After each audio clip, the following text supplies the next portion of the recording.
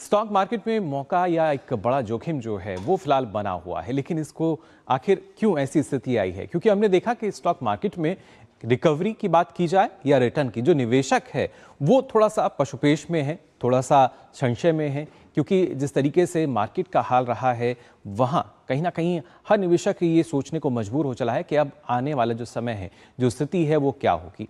सबसे पहले यहाँ बात कर लेते हैं नए वित्त वर्ष के मौके पर, यानी 1 अप्रैल की अगर बात की जाए, किस तरीके से गिरावट से उभरता हुआ जो बाजार है हमें नजर आया था। और वो बात अगर देखी जाए, ना सिर्फ रिकवरी बल्कि रिटर्न भी यहाँ हमने देखा।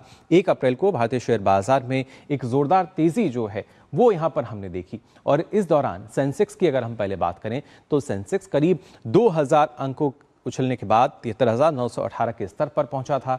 यार ये एक बड़ी तेजी थी, और तेजी भी जो बाकी काफी दिन बाद हमें नजर आ रही। तो वहां भी हमने देखा निफ्टी 50 लगभग 600 अंक चढ़कर 22,938 के स्तर पर पहुंचा था। और इसी वजह से देखा जाए तो जो फायदा है वो भी देखने को मिला।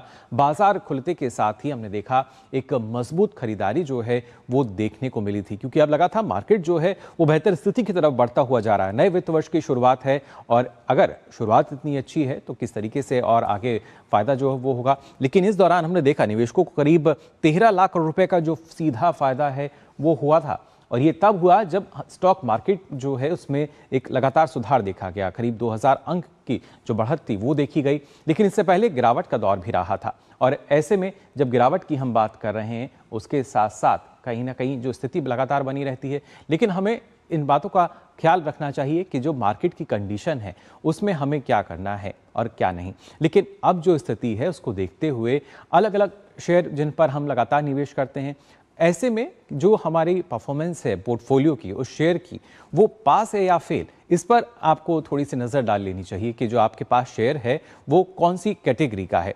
आप देख सकते हैं पास या फेल की अगर बात तक की जाए, अगर आपका मुनाफा बढ़ रहा है तो हम मान सकते हैं वो एक पास वाली श्रेणी में आता है। अगर घट रहा है तो वो फेल वाली कैटेगरी में, यानी वहां आपको नुकसान हो सकता है।